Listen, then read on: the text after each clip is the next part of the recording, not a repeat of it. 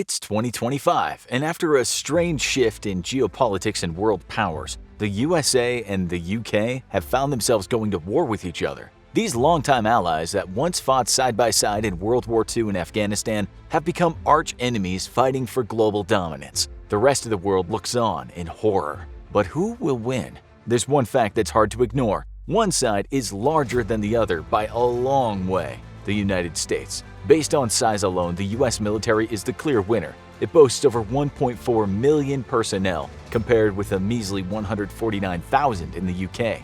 That might not guarantee success if the whole US Army consists of untrained airheads and idiots, but it doesn't hurt. Especially when you consider the amount the US spends. The American military budget is a huge $740 billion, compared with the UK's much smaller $49 billion. How cute. Money can't buy you everything in life, but it helps to win wars. But to be fair, both countries take their military spending seriously. In terms of GDP, the USA spends 3.4% on the military, and the UK spends around 1.7%. That figure won't help the Brits win a war, but it's something they can nurse their national egos with. So far, things aren't looking good for the Brits. They've been outnumbered and outspent. Let's see if they can turn things around with their equipment. As they say, it's not all about the size, it's about how you use it. Which country has the best weapons, gadgets, and vehicles? If we're talking about quantities, the USA gets an easy win here, as you'd expect. They spend far more on the military overall, so of course, they have more stuff. The UK only has 227 tanks compared to the USA's 8,370. As for armored vehicles, the UK has 4,673 and the USA has 41,760. Is the UK's lack of resources such a big deal? Experience shows us that yes it is. During the Afghanistan conflict in 2007, the British Army stationed in the south of the country had been finding it increasingly difficult to maintain peace over the last 3 years because of their lack of equipment. Guess who had to sweep in to save them? The Americans. The U.S. Brigadier General Lawrence Nicholson brought in 4,000 Marines with a new approach: go big, go strong, go fast. The new forces weren't exactly successful in maintaining peace, as anyone familiar with the Kandahar massacre and the Maiwand district murders will know, but they were good at going big and going strong, which could give the US an edge in battle. In Afghanistan, the British used Jackal vehicles, which are designed for maneuverability rather than protecting the person inside. The Americans had MRAPs, or mine-resistant ambush-protected vehicles. Although MRAP tanks are classified as light armored vehicles, they weigh a massive 14 to 18 tons and are a lot sturdier than the Jackals. Designed to withstand the improvised explosive devices that threatened troops during the Iraq and Afghanistan conflicts, they were much more effective at keeping the troops safe from danger than anything the Brits had. However, the US Marines seem to have plenty of admiration for the Brits and what they achieved despite their lack of equipment. So that's something. One American Marine commented, "The biggest thing I noticed was the vehicles they drive. You guys are friggin' gutsy. I wouldn't get shot at in one of those."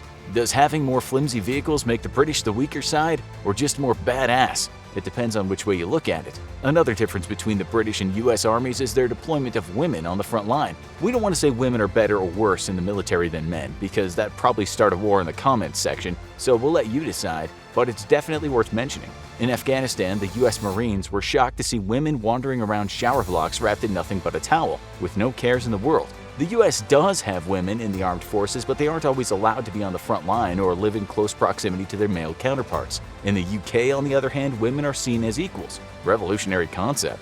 Despite their surprise at the close working and living relationships between women and men in the British Army, the US Marines soon realized these women were professional soldiers they needed to take seriously. But could the initial shock be a trump card up the sleeves of the British? Anyway, time to get on to the important stuff. The real factors that determine the success of a military side. Who can handle the most alcohol? It's a contentious topic. The British are known for drinking more heavily, and they can start at a younger age, but the US soldiers might give them a run for their money. Around 40% of US soldiers indulge in binge drinking. I know what you're thinking. What does this have to do with the power of their militaries? Although drinking is a skill that might be impressive on a wild night out on the town, it's not a positive thing during combat. It's important for soldiers to keep their mental health stable over extended periods of combat. The soldiers might use alcohol as a way of coping with difficult experiences they encounter during the military instead of talking about them. Over half of British servicemen and women drank at a level that could harm their health in 2018, most likely to self-medicate from mental health conditions such as PTSD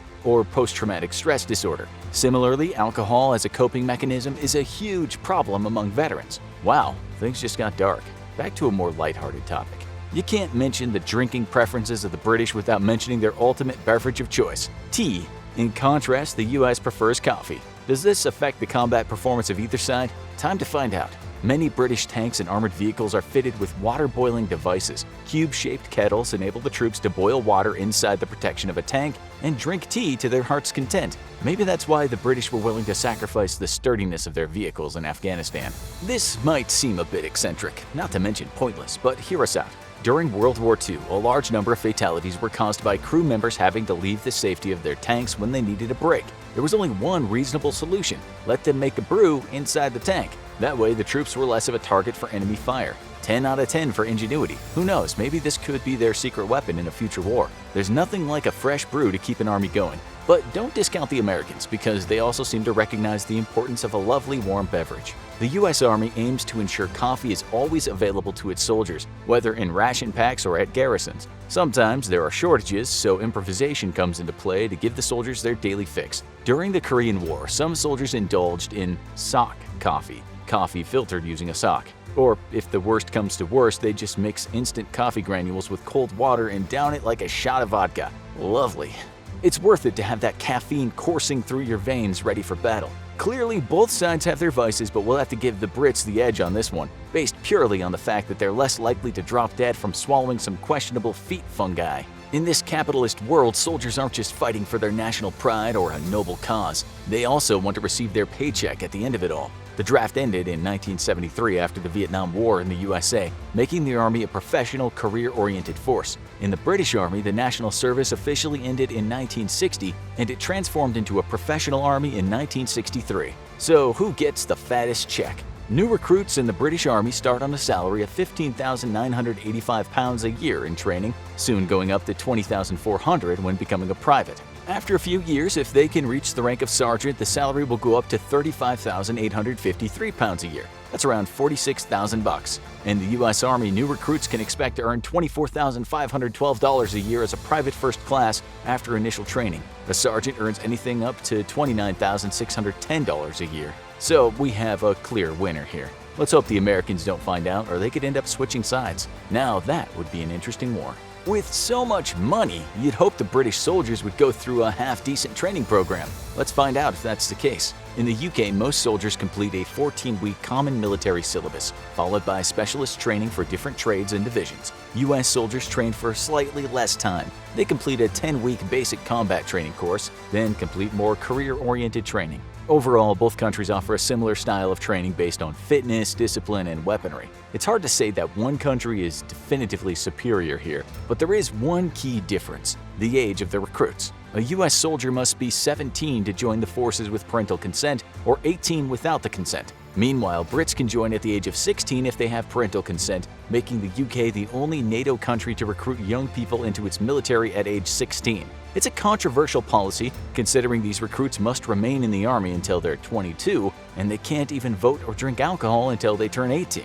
With literal boys among them who might have joined the forces as a rash decision, could British soldiers be flakier and less mature than their US counterparts? Or is their youth just a testament to how tough they are? But this is just the beginning. Average soldiers might make up the bulk of the Army, but what about the guys that are really well trained? We're talking about elite special forces. The British Army has the famous SAS, or Special Air Service. Founded during World War II, it's one of the oldest special forces and has the highest entry requirement of all British forces, with the motto, "Who dares wins." The SAS is respected and feared across the globe in equal measure.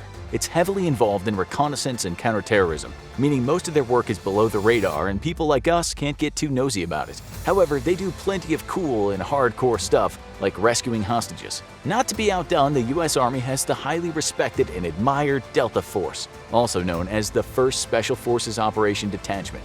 Formed in 1977, it's known as one of the most secretive U.S. forces and specializes in counterterrorism and hostage rescue. Sounding familiar yet? Allegedly, the Delta Force was modeled on the British SAS. We want to give the Brits the point here for sheer originality, but it's not exactly good news for them if the Americans know the training secrets and operations of their elite forces. That's a rookie error if there ever was one, especially when there are way more US soldiers and they have better equipment. What about the heads of the armies? The US Army serves the government of the USA, making the President of the US Commander-in-Chief. Meanwhile, the British Army serves Her Majesty the Queen as head of the armed forces, who is also their Commander-in-Chief. Her Majesty the Queen Elizabeth is closely tied to the British military, having been a wife, mother, and even grandmother of individuals serving in the armed forces. During World War II, the Queen, who was then Princess Elizabeth, joined the Auxiliary Territorial Service herself and learned to maintain and drive military vehicles and ambulances. She even achieved the rank of Honorary Junior Commander while doing her part for the war effort. By comparison, the current US president, as of this script's writing, claimed to suffer bone spurs when it was his time to serve his country. Points here for the badass monarch up to her elbow in Greece, fixing combat vehicles and serving her country.